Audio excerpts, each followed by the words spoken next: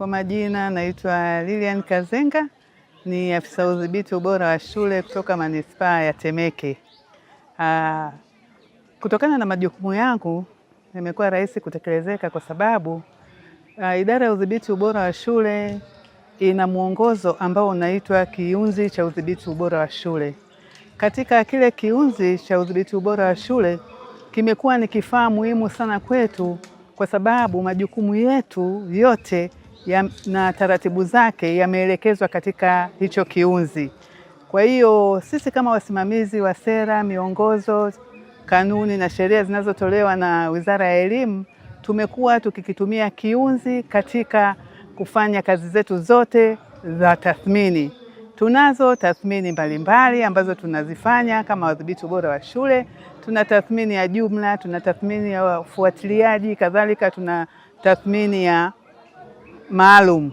Na katika hizi tathmini huwa tunazifanya katika ngazi za elimu, shule ya awali, shule ya msingi, shule ya sekondari na vyuo vya ualimu. Kwa hiyo hiki kiunzi ndio imekuwa nyenzo yetu muhimu ambayo kupitia hicho tumeweza kufanikiwa katika kutekeleza majukumu yetu, na ambacho kwa kutumia vile hicho kiunzi jamii wamekuwa wakishiriki vizuri sana katika kukitendea kazi na kukielewa kadhalika.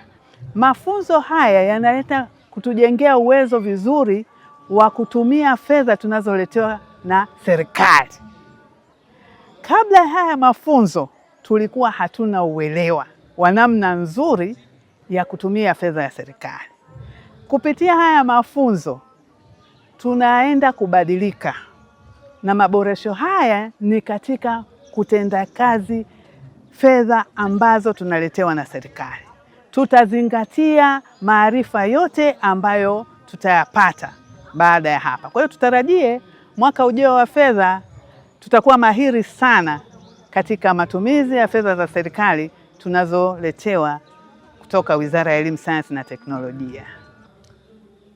Mimi naitwa Emmanuel Hangaya, ni afisa udhibiti ubora wa shule halmashauri ya wilaya Sengerema.